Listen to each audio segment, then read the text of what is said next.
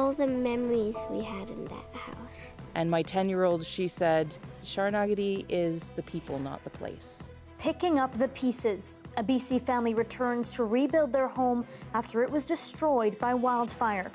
Plus, big timbers that were just falling off the building. A large fire hits an old sawmill on Vancouver Island, raising questions about a planned redevelopment. And we want to be the greenest First Nations community in BC, in Canada, in North America. From diesel to water, a BC First Nation fights for a cleaner source of power.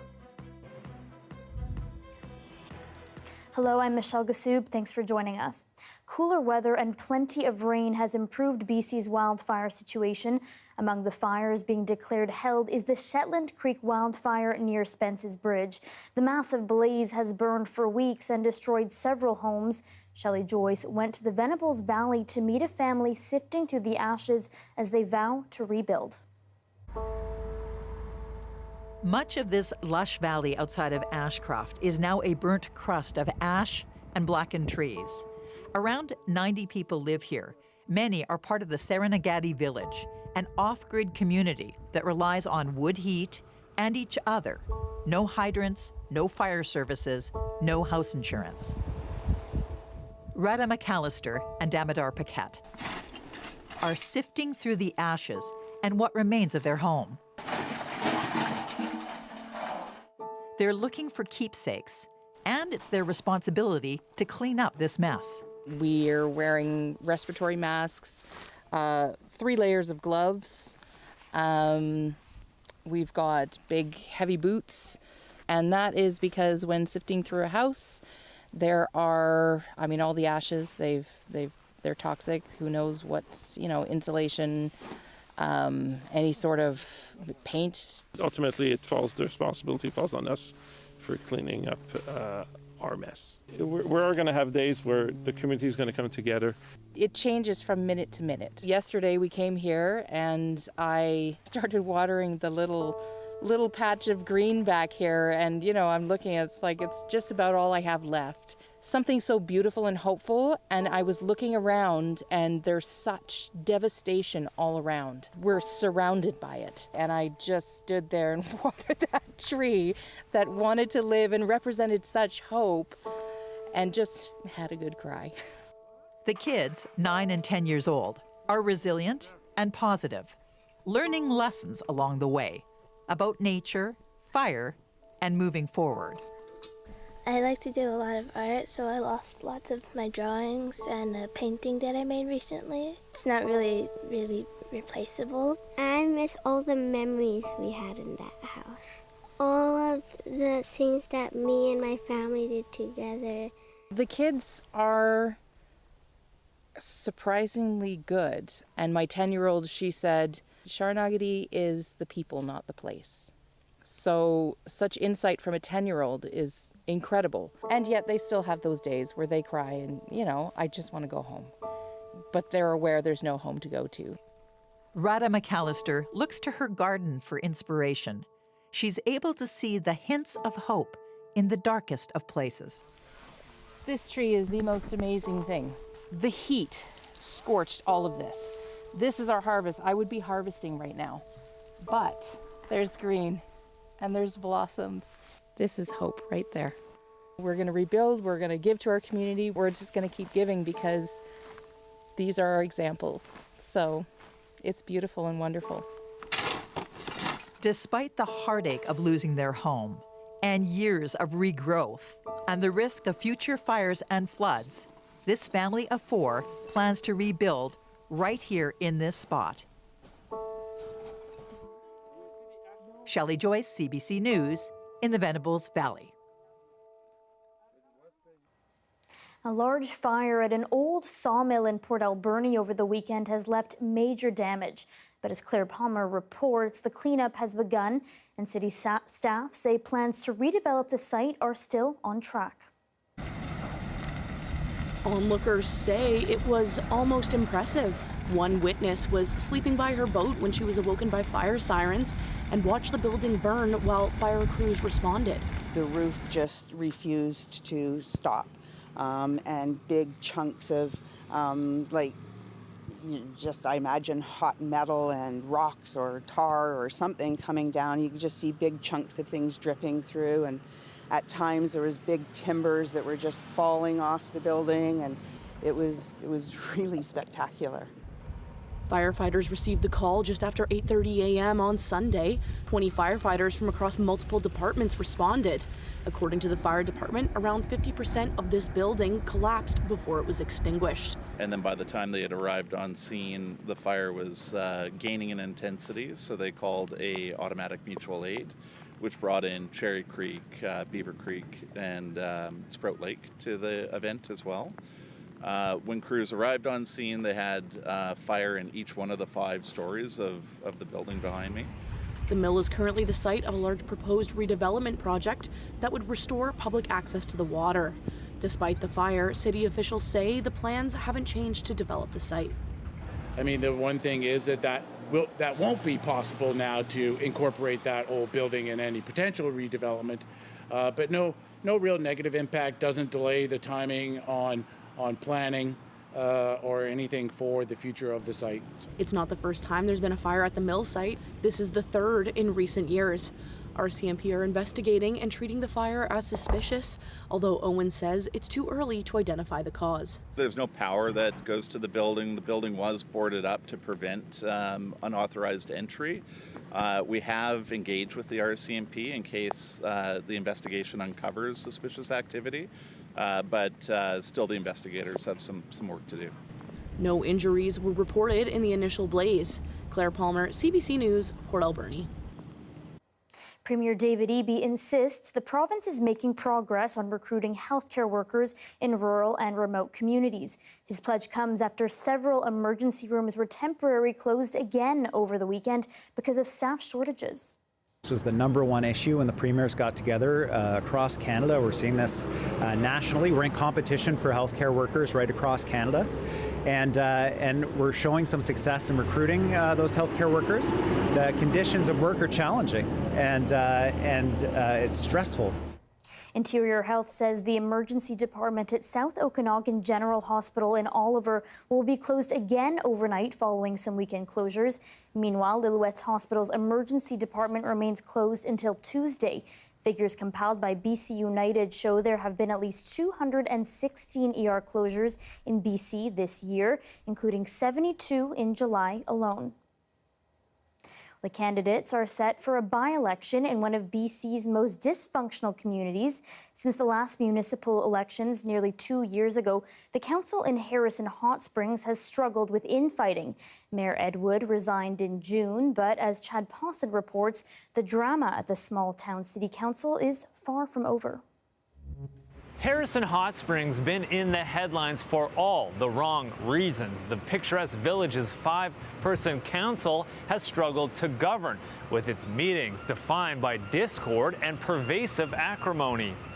This is Harrison's second by-election in 2 years. Last year, a councillor resigned and was replaced. This June, Mayor Ed Wood resigned. This after alleging there was a coup against him on council. There are now 3 people running for mayor and another 4 for another vacant council seat. That's because Councillor John Ellen, Wood's sole supporter at the village's hall, resigned his seat to take his shot at mayor, which he's done before. I strongly believe in open, honest government and regular accountability, he says. The bullying, which I've seen and experienced in the past 9 months as a councillor, will stop. Challenging Allen is Fred Talon, a former land claim negotiator in the Northwest Territories. The other mayoral challenger is Greg Dykstra. Local media says he's a retired Mountie and community volunteer. Despite resigning from council, Ed Wood wants back on as a councillor this time. He's running and will face Teresa Omelas. She's trying again to get back on council after losing to John Allen by 10 votes in last year's by-election. Chocolate factory owner Mark Schweinbenz is also running for council and says he will help pull it together. It's the same message from council candidate Gary Webster. He's a former commercial painter who retired to Harrison 3 years ago. Both he and Schweinbenz are on the village's Environmental Advisory Committee. We've got a beautiful village here, says Webster. We shouldn't be fighting over it. So this by-election revolves around putting 2 people back on council who were involved in its troubles, or selecting 2 new leaders from the community who say they can build consensus where others have failed. General voting day in Harrison Hot Springs is September 21st. Chad Pawson, CBC News, Vancouver. The deadline is looming to avoid a massive shutdown of Canada's commercial railway industry. Canadian National Railway and Canadian Pacific Kansas City remain at odds with the Teamsters Union.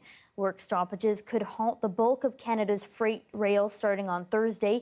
Now the federal labor minister says he will meet with both sides this week and urge them to find deals. Janelle Hamilton has more on the standoff. The wheels are still turning as freight continues to be shipped to and from BC, but that could soon come to a screeching stop if CN and CPKC Rail cannot reach a labor deal with employees. We've heard from some of our manufacturers within Surrey, because they do use the rail line to ship their goods, but they are waiting with bated breath. The 2 rail companies have warned more than 9,000 engineers, conductors, and yard workers will be locked out just after midnight Thursday, while the union says it's poised for a strike. It is the first time that CN and CP have simultaneously been in some sort of job action. So we're bracing for that impact. It's really unprecedented. CN and CPKC have already begun turning away a growing number of goods, including a ban on any refrigerated containers like meat and medicine, and any security-sensitive materials like fertilizers and perishable foods. The agricultural industry is growing more alarmed by the day. We're reliant on them transporting not only our products from farm, but also supplying the products that we need to use to grow the food that we do on our farms. The work stoppage would also lead to significant disruptions at the Port of Vancouver, with the potential to snarl supply chains countrywide. The Port Authority says roughly 2/3 of cargo that moves through the port is by rail, including 90% of international exports. It's already caused us to experience increased wait times at ports, where there's a delay in getting the containers on the rail. Talks between CN and CPKC and the Teamsters Union have deadlocked over scheduling and wages. Earlier this month, Canada's Labour Minister rejected a request from CN for binding arbitration. Then the country's Labour Tribunal ruled rail employees do not carry out essential work. We've asked for a long time for the rail workers to be considered essential service workers. If rail workers do go on strike, TransLink says the West Coast Express will also come to a halt because it operates on rail owned by CPKC, leaving a growing number of groups calling on the federal government to step in. Janella Hamilton, CBC News, Vancouver. A BC Lions fan went home disappointed on Sunday after the Leos hosted the Winnipeg Blue Bombers at BC Place. She claims her friend, who uses a wheelchair, was denied a spot in their season ticket area because it had not been made accessible. The party of 5 had tickets to the Den. It's a lounge that they claim previously welcomed people with accessibility needs, but we're told policy changes have impacted that. Staff at BC Place say accessibility spots were already taken because of high demand before the party arrived. The group was eventually reseated and offered hospitality vouchers. I have spoken to BC Place today, and they're going to make it right. But they assured me that it was communication, misunderstanding, what have you.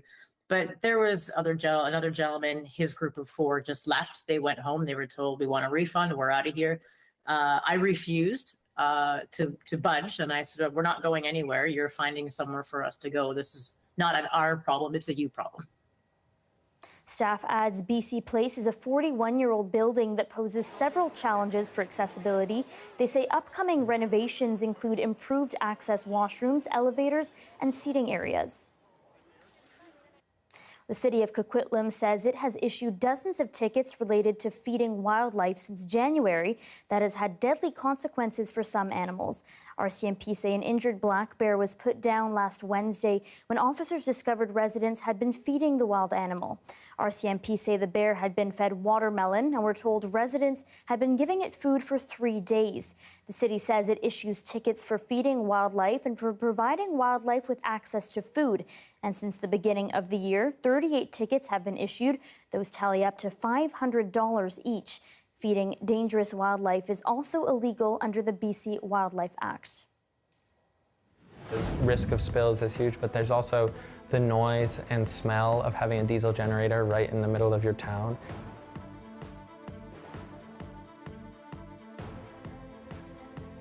A First Nations community on the north coast of BC is fighting for a cleaner energy source, moving away from diesel. More on that next.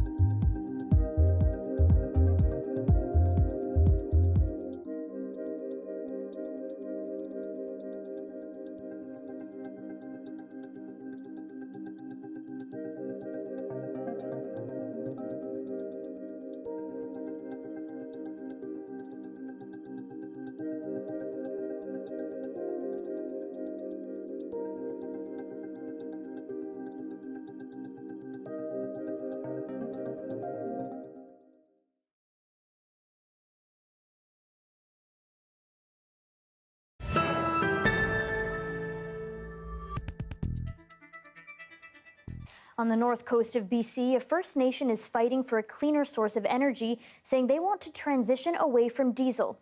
As Radio-Canada's Camille Vernet reports, it's an ambitious project with many unique challenges. There are no paved roads or cars in Hartley Bay. This Gilgat First Nation village is only accessible by boat or plane. This community is off the main grid, relying on diesel for its energy needs. A reliance that Cameron Hill wants to change. We want to be the greenest First Nations community in BC, in Canada, in North America, whatever. We don't want to be reliant on diesel generation. To achieve this, he wants to build a run-of-the-river hydro system to provide clean and affordable electricity. We're paying double, if not triple sometimes, the amount that every other British Columbian is paying. The community has been fighting for sustainable power for 40 years. And in that time, the cost to make this change has skyrocketed. It would have cost a staggering $1 million to put a hydro run-of-the-river system in. Now we're looking upwards of close to the 30 million mark. To access the river and the lake, a road was built. We don't have the amount of funding that we need to finish the project. We have the amount of funding. We're scraping the bottom of the barrel to try and make sure that the road is done. So it still is an uphill battle. There are 44 remote communities cut off from the main grid that rely on diesel power. The more remote, the more challenges ahead. But the benefits of making a power switch can be big, according to this analyst. The risk of spills is huge, but there's also the noise and smell of having a diesel generator right in the middle of your town. And that has health impacts. And then there's the huge cost of diesel. A lot of money and subsidy is actually being put towards sending diesel into these communities, transporting diesel. So if you can generate the energy there, there's a lot of efficiency gains. BC aims at an 80% reduction in diesel usage in these remote communities by 2030. We are on track. There's still a lot more work to do, and that's why we're not going to let our foot off the pedal. All communities, whether they're connected to the main grid or not, deserve to have that energy independence and the ability to generate clean energy. Energy sovereignty is crucial for the survival of the community. We just want to make sure that this community is alive and vibrant and practicing its language and culture, and not having to worry about flicking on a light in our home. Despite years of bureaucratic hurdles, the Gilgat First Nation remains hopeful that one day the power running in the homes of their village will be clean and reliable. Camille Vernet, CBC News, Hartley Bay. Here's a live shot of the Georgia Viaduct in Science World. Russ will have your full forecast next.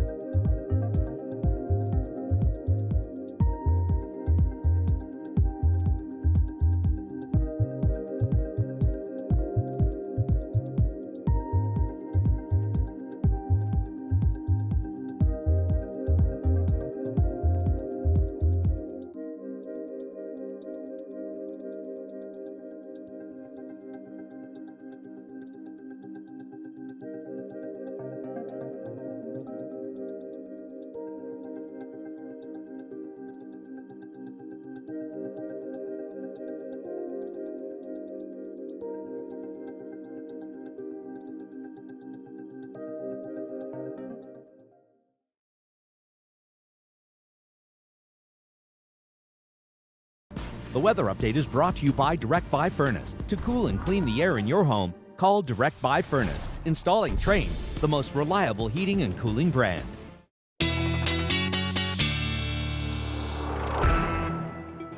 And Russ Lacate joins us now for a look at the forecast. That rain has certainly rolled in. It's made a big difference. We talked off the air about how muggy it had been of late. And of course, the mugginess usually comes with the oranges and the yellows. We're getting into the greens, and the greens mean the teens in terms of where your temperatures are going. These are the highs from earlier today. We got to 21 degrees at YVR. It was warmer across parts of the BC interior, but we're going to be trending a little bit cooler with some significantly wetter weather coming down the coastline towards parts of the north coast, as well as, of course, that low that's been a beam of Vancouver Island for a couple of days now. That was the one that triggered the thunderstorms around here on Saturday night. There might be a couple of thunderstorms sort of pocketed in there with the other showers, but few and far between. No significantly rough weathers on our way over the next 24 hours. Really no wind at all over the central and northern part of the province, where they do remain shrouded in smoke. And accordingly, our only weather warnings for tonight and tomorrow, they're going to be the smoky skies bulletins applicable to the Bulkley Valley and to parts of the northeast around Fort Nelson as well. For the rest of the province, what's going on? Well, we've got that rain coming down the coastline. It's going to be a wet night in Prince Rupert tonight, a wet day tomorrow as well. Into Terrace, we've got that very unusual icon of the rain and wind. Could be gusting upwards of 50 km. A cool, damp day. From the north, areas clearing. There's still a lot of smoke in the air, mind you, but you'll see a little sun peeking through in Fort Nelson, a little sun in Fort St. John at about 20 degrees. We're trending wetter as that same system pushes inland through parts of the central interior. I've got a couple of scattered showers or thunder showers in the southern interior. The probability there, it's really low. It might be 30%, so insignificant rainfall amounts. Metro Vancouver, well, it's a little higher than 30% tomorrow. Kind of a coolish, damp day, some showers around. That's the wettest of the next several. It's going to be Wednesday, and I'd suggest 5 to 15 millimeters of rain.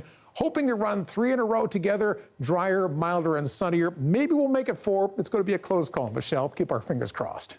There's still summer left. Lots of summer left yet, absolutely. Thanks so much. Earlier this week, CFJC reporter Marty Hastings and his cameraman went golfing with a 9-year-old phenom from Kamloops. He just got back from the U.S. Kids Gold World Championship in North Carolina. Hastings made a deal with the young golfer if he got a hole-in-one. Take a look. I will buy you whatever you want from the clubhouse at the turn, except beer. Any sandwich, any chips, any pop. How's that sound? Good. Good.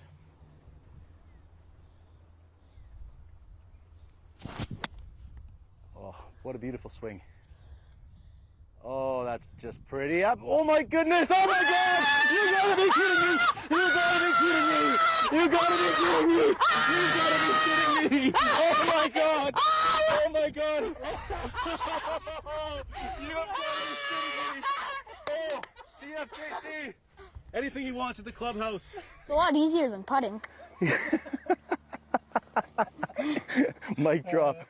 Look at that reaction. What we don't have confirmed is what treat he got from the clubhouse. What a shot. That is your late news for Monday. Thank you for watching. For news at any hour, you can always go to our website, cbc.ca/bc. Good night.